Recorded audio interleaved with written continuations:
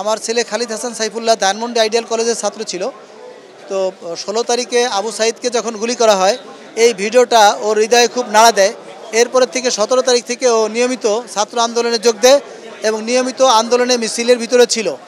18 তারিখে সন্ধ্যার সময় 18 তারিখ সন্ধ্যার সময় আনুমানিক 5:30 থেকে 6টার সময় এই লালবাগ থানা সহ লালবাগ বিভাগের যে সকল সশস্ত্র বাহিনীর যারা সদস্য ছিল তারা নির্মমভাবে তাকে আজিমপুর আবাসিক এলাকার 7 নম্বর বিল্ডিংয়ের পাশে তাকে গুলি করে।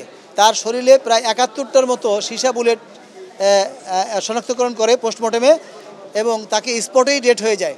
যদিও তার সাথীরা তাকে তুলে নিয়ে ঢাকা মেডিকেলের ইমার্জেন্সিতে নিয়ে চিকিৎসা দেওয়ার চেষ্টা করে, কিন্তু কর্তব্যরত চিকিৎসক তাকে তখনই মৃত বলে ঘোষণা করে। এরপরে তার খবর আমি পাই রাত 11টার সময়। তারপরে তাকে শনাক্তকরণ করার জন্য আমি ইমার্জেন্সি যাই। খুঁজে খুঁজে রাত 2টার সময় তার লাশ পাই। লাশ পাওয়ার পরে ডেথ সার্টিফিকেট নিয়ে যখন আমি থানায় আসি তখন রাত 2:30 বাজে। এই থানা তখন থেকে আমাকে 4 দিন পরে আমার ছেলের লাশ আমার হাতে দেয়। এই 4 দিন পর্যন্ত আমাকে তারা বিভিন্নভাবে পেরেশানি করতে থাকে।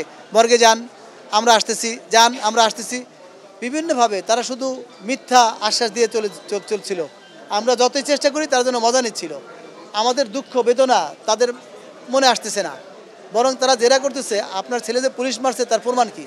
তো তার সাথে যারা ছিল, যারা বুলেট খেয়েছে, তারা সরাসরি এসে সাক্ষী দিছে। এই যে দেখেন আমার গায়ে 4টে গুলি আছে, এইরকম গুলি ওকে করা হয়েছে, পুলিশ গুলি করছে, আমি স্বচক্ষে দেখেছি। এরপরেও থানা তাকে ক্লিয়ারেন্স দিচ্ছিল না। পরে 4র্থ দিনে আমরা পাইলাম।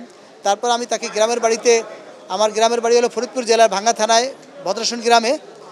তো শরীর বাড়ির কবরস্থানে আমাদের পরিবারের সদস্যরা যেখানে সমাহিত আছে সেখানে আমার আব্বার কবরের সাথে মিলিয়ে আমার ছেলেকে আমি কবরস্থ করে আসি। ঢাকা আসার পরে আমাকে বলা হচ্ছে যে আপনার ছেলে যে পুলিশ হত্যা করছে, আপনার ছেলে যে শহীদের মর্যাদা পাবে, এটা যতক্ষণ পর্যন্ত আপনি কেস না দিবেন ততক্ষণ পর্যন্ত সে শহীদের মর্যাদা পাবে না। এখন আমি শোকাহত অবস্থায়, আমি অসুস্থ হয়ে যাচ্ছি, এর ভিতরে আমাকে কেস করার কথা বলতেছে, বিভিন্ন লোক আমাকে বলতেছে। আমি কেস ফাইল করার জন্য অ্যাডভোকেটদের সাথে যোগাযোগ করলাম, তারা আমাকে সহযোগিতা করছেন। গতকাল 11:15টার সময় আমি লালবাগ থানায় আসি, আমার কেসটা এজাহারে নেওয়া হোক। তা লালবাগ থানার ওসি খন্দকার হেলালুদ্দিন সাহেব আমাকে আশ্বস্ত করেন যে আপনার কেসটা নেওয়া হবে, আপনি 11টার সময় আসেন, কালকে 11টার সময় আসেন, আপনার কেসটা নেওয়া হবে। ঠিক আছে, আমরা কাগজপত্র নিয়ে চলে যাচ্ছিলাম, উনি আমাদের কেসের একটা কপি রেখে দিলেন, বললেন যে আমাকে দিয়ে আপনি বিশ্বাস করতে পারছেন না, এই কথা বলে উনি কেসটার একটা কপি রেখে দিলেন।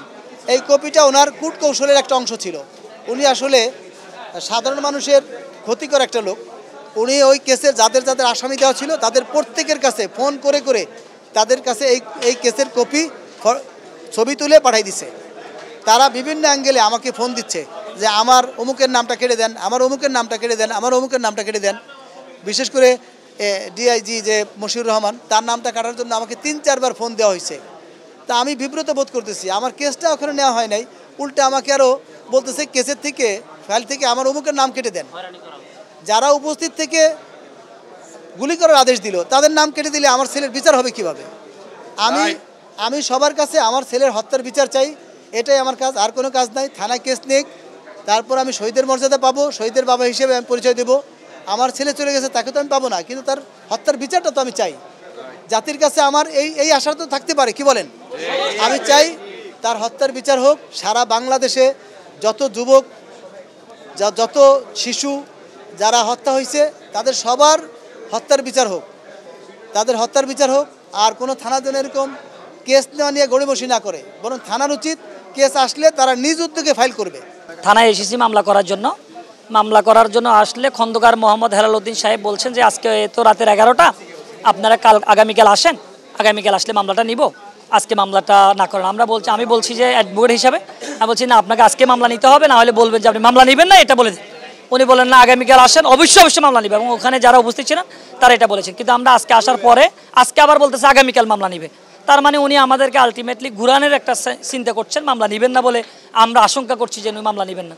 আর এটা হলো খালিদ হাসান সাইফুল্লাহকে প্রায় 71টা গুলি করে পুরো শরীর ওনার যাজরা করে ফেলছেন। উনি আইডিয়াল কলেজের প্রথম বর্ষের ছাত্র, তার বাবা একজন শিক্ষক। এই ছাত্রটাকে গুলি করে মৃত্যু নিশ্চিত করেছেন ওখানেই আজিমপুর বা 20তলা বিল্ডিংয়ের 12তলা বিল্ডিংয়ের সামনে। তা আমরা তার একজন আইনজীবী হিসাবে যারা এটার পরিকল্পনা করেছেন, সাবেক স্বৈরশাসক শেখ হাসিনা সহ, ওবায়দুল কাদের সহ যারা এটার সাথে সম্পৃক্ত ছিলেন, এখানে যারা সম্পৃক্ত ছিলেন আমরা সবাই নাম উল্লেখ করে 91 জনের নাম এজাহারে দিয়ে 140 থেকে 200 জনের নাম অজ্ঞাত রেখে আমরা মামলাটা নিয়ে আসছি। আমরা চাচ্ছি যে ন্যায় বিচারের সাথে মামলাটা গ্রহণ করা হোক, এবং যদি মামলাটা গ্রহণ করে, যদি ন্যায় বিচার প্রতিষ্ঠিত হয়, তাহলে তার এই যে সহপাঠীরা তারা তাদের অন্তরকে শান্ত দিতে পারবে, ফ্যামিলি শান্ত দিতে পারবে, সান্ত্বনা দিতে পারবে।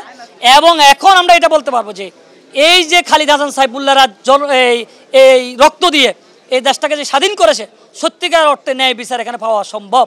আমরা আজকে এখানে যা দেখছি, যেভাবে আমরা একটা মামলা নিয়ে একটা শহীদের বাবাকে নিয়ে 2 দিন ধরে ঘুরছি, এটা থেকে প্রতীয়মান হয় যে এখনও 15-16 বছর যারা স্বৈরশাসক হিসাবে এই দেশে মানুষের কথার কোনো গণতন্ত্র ছিল না, স্বাধীনতা ছিল না, ফ্রিডম ছিল না, এই ফ্রিডমের এখনও তার প্রেতাত্মরা এখানে ঘুরছে। এই প্রেতাত্মরা ঘুরার কারণে আমাদের মামলা এখনও দায়ের করা হচ্ছে না। আমরা ধারে ধারে ঘুরছি, আমরা এটা ন্যায় বিচার আশা করছি। যদি আমাদের মামলা না নেওয়া হয়, আমরা আগামীকাল বিজ্ঞ আদালতে মামলা দায়ের করব। আমরা আশা করছি বিজ্ঞ আদালতে আমরা ন্যায় বিচার পাবো। সবাইকে ধরবো। আমি Mohammad Mujahidul Islam, advocate, Bangladesh supreme court.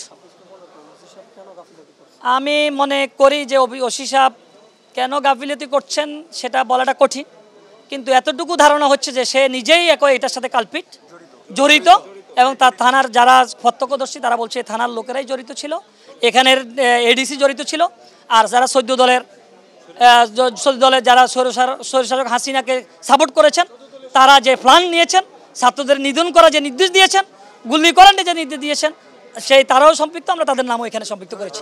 দেখুন, এখানে হচ্ছে আমাদের একজন শহীদের পিতা আছেন, শহীদ খালিদ সাইফুল্লাহ, যাকে হচ্ছে 72টা গুলি করে হত্যা করা হয়েছে। তো সে হচ্ছে গতকাল থানায় আসছে, আজকেও আসছে, কিন্তু গতকাল থেকে তাই ঘুরানো হচ্ছে বারবার, নানা কথা বলে। একবার বলা হচ্ছে কোর্টে যান, আরেকবার বলা হচ্ছে আপনি পরে আসুন, এভাবে তাকে হচ্ছে ঘুরানো হচ্ছে। মামলা নিবে না তারা, এটা তাদের মোটিভ আর কি। তো তাদের সর্বশেষ কথা ছিল আজকে সকাল 11টা আসার কথা ছিল। তো তারা আসছে, আসার পরে মামলা নিচ্ছে না আর কি। তো তারা হচ্ছে এখানে সেই সকাল থেকে আসে, এবং বিকেলের দিকে তারা হচ্ছে আমাদেরকে ফোন দেয় যে মামলা নিচ্ছে না, কী করণীয়। পরে আমরা আসছি, এসে হচ্ছে আমি ওসির যে কার্যালয় সেখানে গিয়েছি, দেখি তালা মারা বাইরে থেকে। তো তাকে হচ্ছে ফোন দেওয়া হয়েছে, সে প্রথমে রিসিভ না করলো, পরে হচ্ছে অন্যটা নাম্বার দিয়ে ফোন দেওয়ার পর সে রিসিভ করছে, তার সাথে কথা হয়েছে। তাকে বলছি যে আপনি থানায় আসুন, মামলাটা নিন, আমরা চলে যাই। বাট সে বলতেছে সে মামলা এখন নিতে পারবেন না। কেন নিতে পারবেন না জিজ্ঞেস করে, সে বলতেছে যে আমার যারা ঊর্ধ্বতন রয়েছে তাদের সাথে কথা হচ্ছে, তারা বললে নিব, এখন নিব না আর কি, সে বেকার তাদের কাছে। তো পরে হচ্ছে বলছে আপনি তাদের সাথে কথা বলুন, কথা বলে মামলাটা নেওয়ার ব্যবস্থা করুন। সে বলতেছে কথা বলতেছে, সে সময় যাচ্ছে। তো সময় যাচ্ছে পরে আমরা এখানে আসি সেই সন্ধ্যা থেকে, এখন হচ্ছে রাত 12টা হয়ে গেছে। তার মধ্যে তার সাথে আমার 5 থেকে 6 কথা হয়েছে। সে প্রতিবার বলতেছে যে আমাকে সময় দিন। তো পরে হচ্ছে সময় দেবে কেন, সেটা ঊর্ধ্বতন কর্মকর্তার সাথে কথা বলবে। তো আমাদের পরে সেনাবাহিনী আসছে, তারা এসে তাদের হেডকোয়ার্টারের মাধ্যমে পুলিশের ডিএমপি থেকে শুরু করে যত বড় কর্মকর্তা সবার সাথে কথা বলছে, এবং সকলের মাধ্যমে ওসিকে বলানো হয়েছে আপনি থানায় আসুন, কিন্তু সে এখন আসতেছে না। সে হচ্ছে টাইপে পালিয়ে বেড়াচ্ছে, সে দায়িত্ব থেকে পালিয়ে বেড়াচ্ছে, সে আসতেছে না, মামলা নিচ্ছে না। তো আমাদের দাবি হচ্ছে মামলাটা আজকে রাতের মধ্যে নিতে হবে, যেভাবেই হোক সে থানায় আসুক, সে এসে মামলা নিক। মামলা না নিলে এখানে যারা রয়েছে শিক্ষার্থীরা ফিরে যাবে না, মামলা নিয়ে তারপর হয়ে যাবে। আচ্ছা, আমার সন্দেহ হচ্ছে যেখানে হত্যাকাণ্ড হয়েছিল সেখানে হচ্ছে লালবাগ থানার পুলিশ ছিল। এনিহাও তারই হচ্ছে সাথের বা সে তার নিজের নাম এজার থাকতে পারে, বা এরকম হতে পারে যে কারণে সে হয়তো মামলা নিতে চাচ্ছে না।